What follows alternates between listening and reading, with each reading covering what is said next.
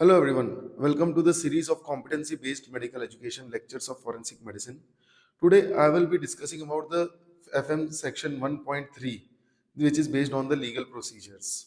At the end of this lecture, you will be able to describe BNS previously IPC, BNSS previously CRPC, BSA previously IEA, civil cases, criminal cases, inquest, cognizable offense, non-cognizable offenses. These three new criminal laws they came into effect since 1st July 2024. Now we will discuss why was it required, why they have to change the laws. IPC, CRPC, and IEA, that is Indian Penal Code, Criminal Procedure Code, and Indian Evidence Act. These laws were from the British era. They were only focused on punishment and policing. These new laws aims to shift focus from punitive justice to victim centric, यानी कि जो भी पहले जो laws थे उसमें ऐसा था कि पनिशमेंट देके सुधारना है, बट जो नए लॉज आए इसके अंदर विक्टिम के बारे में भी सोचा गया। एंड जो वो पुराने लॉज है वो 1860s 1900s के अंदर 1940s तब के बने हुए लॉज है, तो सोचो कि तब कितने कम क्राइम होते थे और कितने डिफरेंट टाइप के क्राइम होते थे, और दिस मॉडर्न के अंदर नए टाइप के क्राइम होते, तो इसके अंदर cyber crime, terrorism, mob lynching, ये सब के सेक्शंस भी ऐड किए हैं। एंड ऑल्सो इसकी टर्मिनोलॉजी भी चेंज की है। ये टर्मिनोलॉजी चेंज करने से ये भी रिफ्लेक्ट होता है कि हम जो ब्रिटिश के बनाए गए लॉज है उनको पीछे छोड़ रहे हैं और इंडियन कल्चर और इंडियन लॉज के लिए ही काम कर रहे हैं, इसलिए 3 नए लॉज बनाए गए। नाउ हम बात करेंगे BNS 2023। ओके, तो ये है भारतीय न्याय संहिता। ये रिप्लेस करता है इंडियन पिनल कोड को जो कि 1860 के अंदर आया था। ओके, तो बीएनएस के अंदर क्या है? बीएनएस के अंदर बहुत सारी पनिशमेंट्स हैं और बहुत सारी डेफिनेशंस है ऑफ डिफरेंट क्राइम्स। बीएनएस के अंदर सिर्फ 358 सेक्शंस है, जबकि आईपीसी के अंदर 511 सेक्शंस थे। इसके अंदर बहुत सारे आउटडेटेड सेक्शंस हटा दिए और बहुत सारे नए सेक्शंस जैसे कि साइबर क्राइम और मॉब लिंचिंग ये सब लेके आए। एंड इसके अंदर जो लैंग्वेज रखी गई है वो जेंडर न्यूट्रल रखी गई है, यानी कि ही और शी की जगह एक जेंडर न्यूट्रल टर्म यूज किया गया है। और इसके अंदर बहुत सारे छोटे छोटे क्राइम के लिए कम्युनिटी सर्विस की सजा दी गई है, ना कि जेल की सजा दी। अब अगला है BNSS 2023, यानी कि भारतीय नागरिक सुरक्षा संहिता। इसने क्रिमिनल प्रोसीजर कोड को रिप्लेस किया है जो कि 1973 के टाइम पे बना था, और इसके अंदर ये बताते हैं कि क्राइम होने से लेके जो फाइनल एफआईआर होती है वहां से लेके फाइनल जजमेंट तक का जो प्रोसीजर है वो इस क्रिमिनल प्रोसीजर कोड यानी कि भारतीय नागरिक सुरक्षा संहिता के अंदर डिस्क्राइब्ड है कि कैसे इंक्वेस्ट होना चाहिए, कैसे अरेस्ट होनी चाहिए, कैसे विटनेस बुलाने चाहिए, ये सब चीजें इसके अंदर आ जाती है। बीएनएसएस के अंदर 531 सेक्शंस हैं, जबकि सीआरपीसी के अंदर 484 सेक्शंस। अब इसके अंदर इन्होंने क्या किया है, नए प्रोसीजर्स इन्वॉल्व कर दिए, जैसे कि डिजिटल एफआईआर।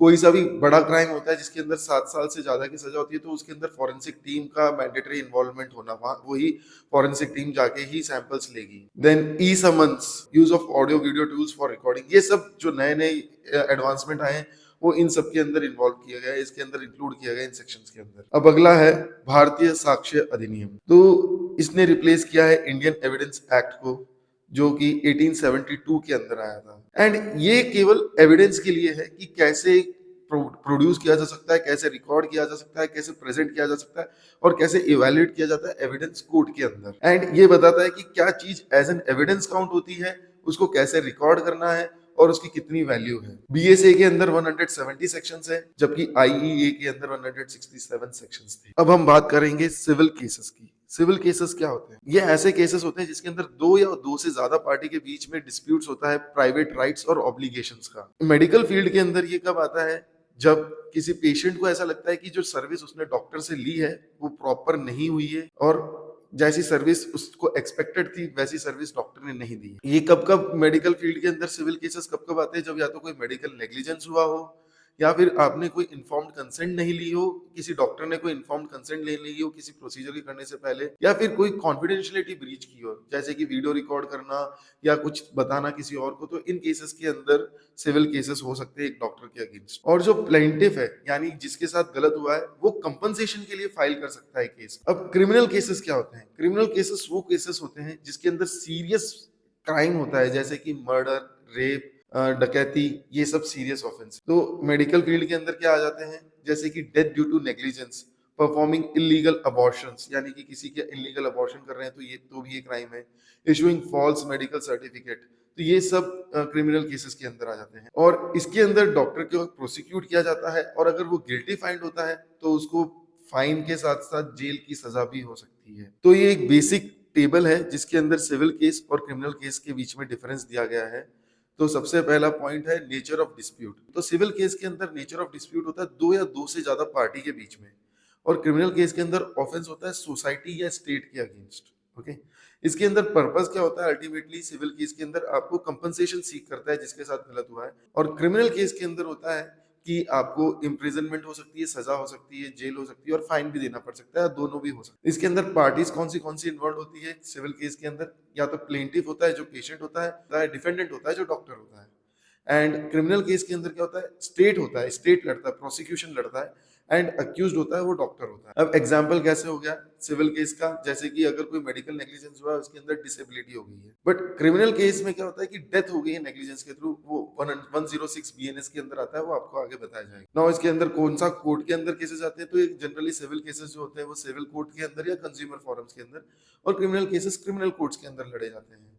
और अल्टीमेटली आउटकम क्या मिलता है? कंपनसेशन इसके अंदर सिविल केसेस के अंदर, और उसके अंदर इम्प्रिजनमेंट भी मिलता है और फाइन भी लगना देना पड़ सकता है, और वो दोनों भी हो सकता है। नाउ अपन बात करेंगे इंक्वेस्ट की, जिसको पंचनामा भी बोलते हैं। ये वो प्यार का पंचनामा वाला पंचनामा नहीं, ये ओरिजिनल पंचनामा है। इंक्वेस्ट क्या होती है? एक इंक्वायरी होती है कॉज ऑफ डेथ के अंदर, जिसके अंदर नेचुरली कोई डेथ नहीं हुई है, कोई जिसके अंदर अपेरेंटली लग रहा है कि इसकी नेचुरल डेथ तो नहीं हुई है, तो उसके अंदर एक इंक्वायरी बैठाई जाती है, उसी को इंक्वेस्ट और पंचनामा कहा जाता है। और ये दो टाइप की होती है इंडिया के अंदर जो चलती है। पहली तो है पुलिस इंक्वेस्ट, दूसरी है मजिस्ट्रेट इंक्वेस्ट। तो सबसे पहले हम बात करेंगे पुलिस इंक्वेस्ट की। ये कंडक्ट होती है अंडर 194 बीएनएसएस सेक्शन, ओके, भारतीय नागरिक सुरक्षा संहिता।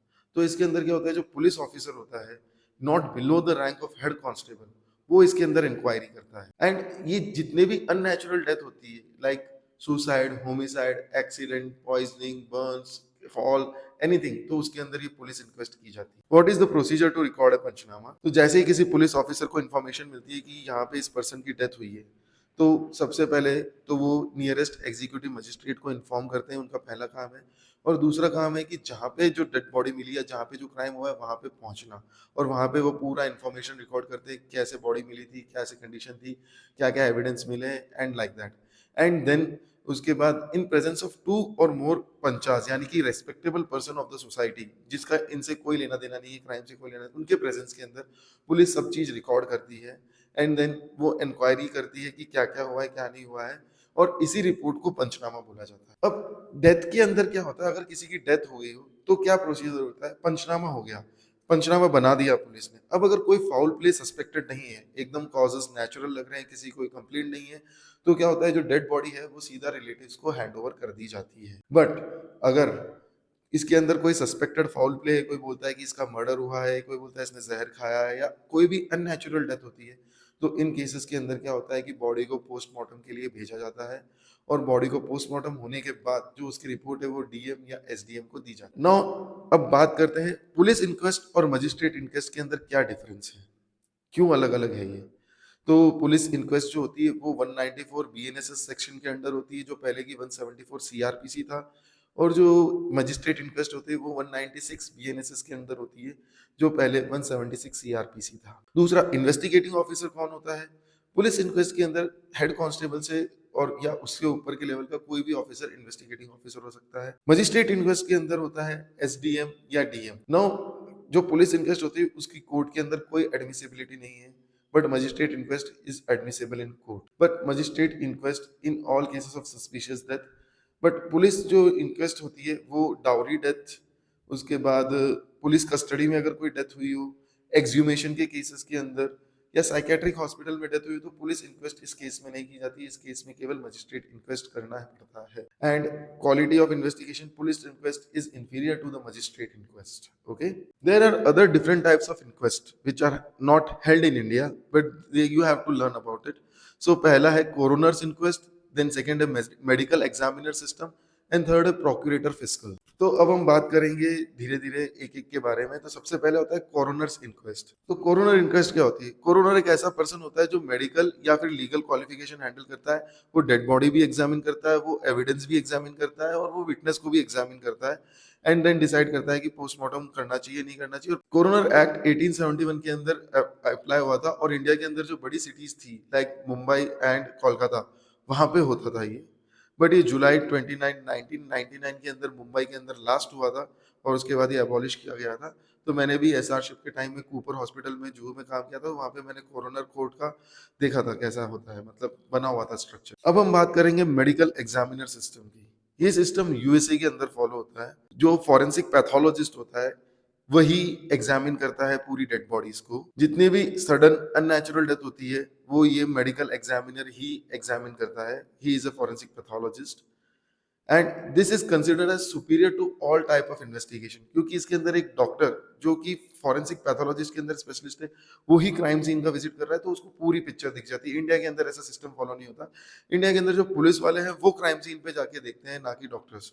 ओके, अब हम बात करते हैं एक और अलग टाइप के सिस्टम की जिसका नाम है प्रोक्यूरेटर फिस्कल। ये स्कॉटलैंड के अंदर फॉलो होता है। एक प्रोक्यूरेटर फिस्कल एक लीगली क्वालिफाइड प्रोसिक्यूटर होता है जो एक कोरोनर और एक प्रोसिक्यूटर दोनों का काम करता है। और जब उनको क्राइम मिलता है पुलिस के थ्रू तब वो वहां जाके एग्जामिन करते हैं, इन्वेस्टिगेट करते हैं एंड डिसाइड करते हैं कि whether fatal accidental inquiry is required और नॉट। तो ये तो था डिफरेंट टाइप ऑफ इंक्वेस्ट के बारे में। अब हम बात करेंगे ऑफेंस के बारे में कि what is an offence. According to section 2 subsection Q of Bharatiya Nagarik Suraksha Sanhita, an offence is an act or omission that is made punishable by law. यानी कि कोई सा भी ऐसा काम करना या ऐसा कोई काम नहीं करना जो कि लॉ के थ्रू पनिशेबल है। Offence can be of two types, there can be a cognizable offence and a non cognizable offence. तो according to section 2G of BNSS, a cognizable offense means the person who has committed an offense can be arrested without warrant. Cognizable offenses के example है murder, rape, kidnapping, theft, robbery and death due to medical negligence। तो इसके अंदर person को बिना किसी arrest warrant के भी अरेस्ट किया जा सकता है। नाउ नॉन कॉग्नाइजेबल ऑफेंस कौन से ऑफेंसेस होते हैं जिसके अंदर पुलिस को वारंट चाहिए अरेस्ट करने के लिए, तो ये डिफाइंड है सेक्शन 2O ऑफ BNSS के अंदर। तो ये जनरली ऐसे क्राइम्स होते हैं जो छोटे माइनर क्राइम्स होते हैं। तो ये डिफरेंट टाइप के ऑफेंस होते हैं जैसे कि बेलेबल और नॉन बेलेबल ऑफेंस। तो सबसे पहले अपन बात करते हैं कि बेल क्या होती है। बेल मतलब होता है कि एक मनी जो एक पर्सन प्रोवाइड करता है कोर्ट को, मनी या प्रॉपर्टी के फॉर्म में, ताकि वो जेल से बाहर रह सके और वो ट्रायल के टाइम पे कोर्ट में आ सके, तो इसी को बेल बोला जाता है। तो बहुत सारे ऐसे केसेस होते हैं जिसके अंदर बेल मिल जाती है पुलिस के थ्रू, बहुत सारे ऐसे ऑफेंसेस होते हैं जिसके अंदर बेल नहीं मिलती है। तो ये भी डिफरेंट टाइप का वो है, तो ये भी आपको जानना जरूरी है। तो आज अभी अभी अभी अपन इस पॉइंट के अंदर पढ़ेंगे कि difference between bailable and non bailable offence. तो सबसे पहले डेफिनेशन क्या है। एक ऐसे ऑफेंसेस जिसके अंदर बेल जो है वो उस पर्सन का राइट होता है। एंड नॉन बेलेबल ऑफेंस क्या होते हैं, ऐसे ऑफेंसेस जिसमें bail is not a right of that person, it depends on the court description. इसके अंदर डिफरेंस है कि कौन ग्रांट कर सकता है बेल। अगर जो बेलेबल ऑफेंस होते हैं उसके अंदर पुलिस कैन ग्रांट बेल, पर जो नॉन बेलेबल ऑफेंस के अंदर होते हैं उसके अंदर court, only court can grant the bail. अब जो बेलेबल ऑफेंस होते हैं वो जनरली लेस सीरियस क्राइम्स होते हैं, माइनर ऑफेंसेस होते हैं, जैसे कि public nuisance, hurt, death due to medical negligence. और नॉन बेलेबल ऑफेंस के अंदर मोर सीरियस क्राइम होते हैं जैसे कि rape, murder etcetera. So thank you everyone, this was all about FM 1.3 legal procedures. Please subscribe, like the video and ask any query if you have.